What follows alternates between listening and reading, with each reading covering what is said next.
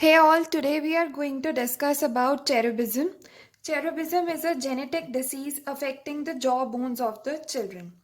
Earlier it was considered as fibrous dysplasia.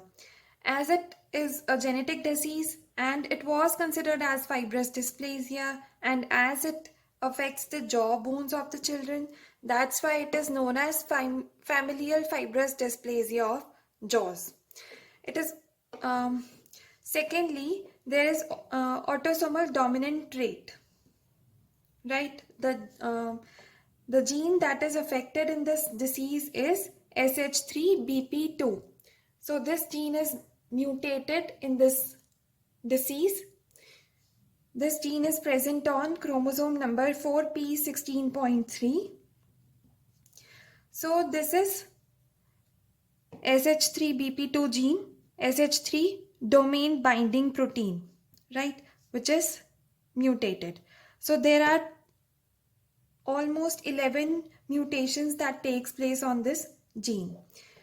So when SH3BP2 gene is mutated, it inhibits antigen induced mast cell activation. So it affects our immune system basically. So immune system is affected. Secondly, through NFA-TC1, it triggers the production of osteoclasts. Therefore, there is overproduction of osteoclasts in cherubism. Right? Thirdly, it causes inflammation in the jaw bones. Both of these properties, that is overproduction of osteoclasts, that is bone resorption, and due to inflammation of the jaw bones, it causes cyst-like growth. So there is a cyst-like growth seen in cherubism, hence the name familial multilocular cystic disease of the jaws. Now the term cherubism was derived from cherubs. Cherubs, because the facial similarity of these patients is similar to the children to the plum-cheeked angels. So there is a facial similarity of the affected children to the plum-cheeked angels, that is cherubs. These cherubs are seen in Baroque painting of Rubens. Hence the term cherubism is used to describe this disease.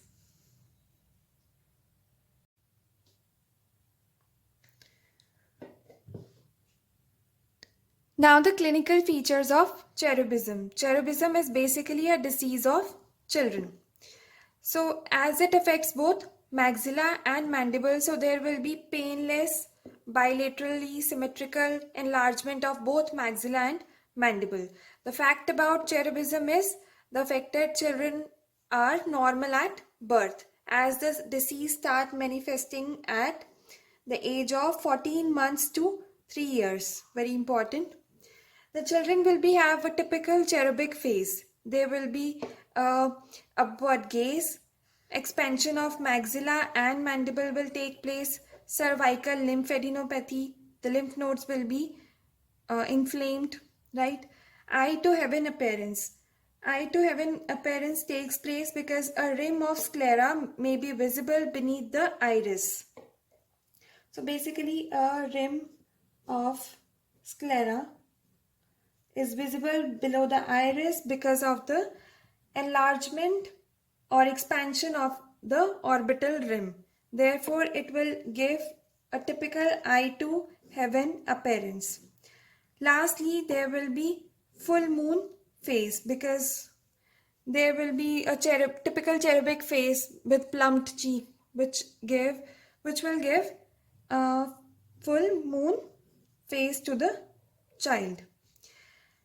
As there is expansion of maxilla, there will be narrowing of the maxillary alveolar ridge, which will cause V-shaped palate. The shape of the palate will turn into V.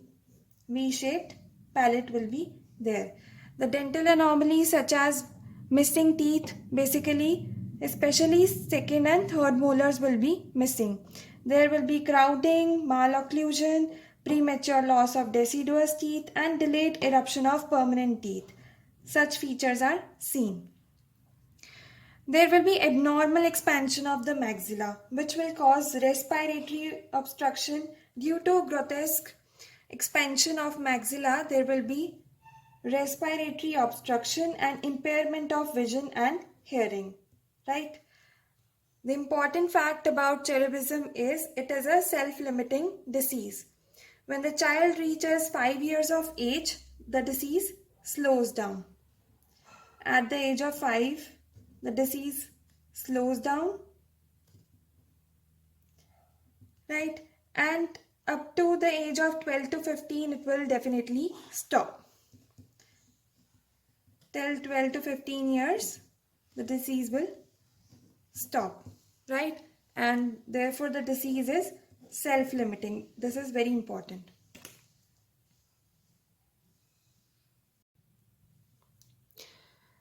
Now, the cherubism may be a part of manifestations of three syndromes or diseases such as Noonan syndrome, Raman syndrome, and type 1 neurofibromatosis.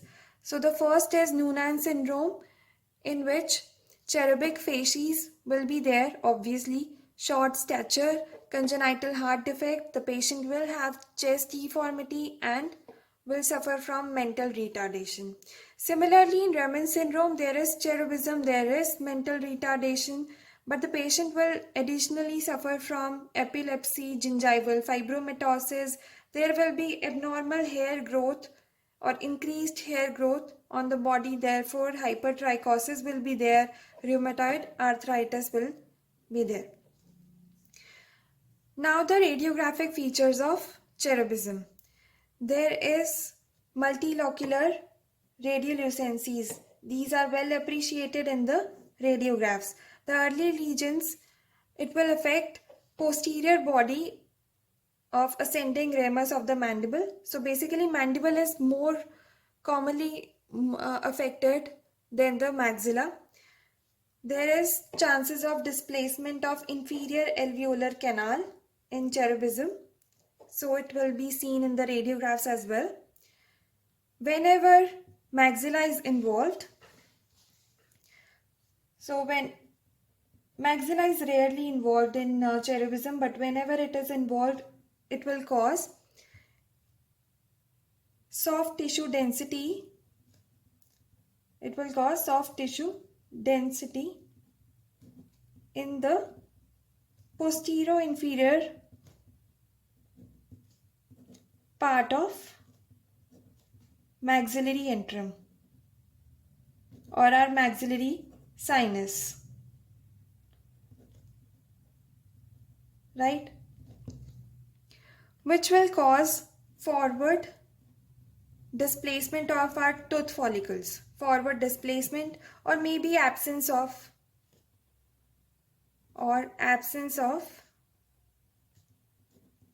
tooth follicles. This will cause prominence in the posterior part of hard palate.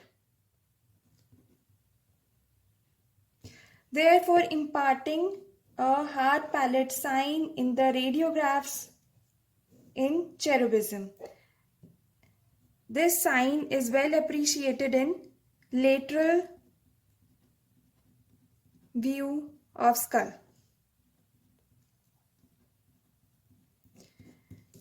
In this disease, in cherubism, there are number of unerupted tooth which will impart floating tooth syndrome kind of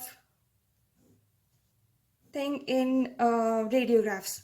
So that kind of picture is known as floating tooth syndrome, which is only seen in cherubism because of multiple unerupted tooth or impacted tooth, right? Later, there is a ground glass appearance in the cherubism in radiographs because multilocular, as it is a multilocular disease or there are multilocular radiolucencies.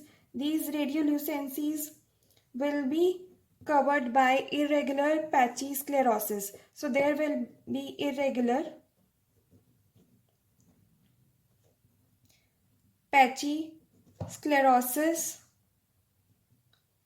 in this multilocular radiolucencies. Therefore, they will impart a ground glass appearance in radiographs. Now the histological features of cherubism. It is unencapsulated by highly vascular connective tissue. So there will be numerous blood capillaries, right? As it is vascular, there are multiple cells, giant cells, multinucleated giant cells. These giant cells are basically true osteoclasts.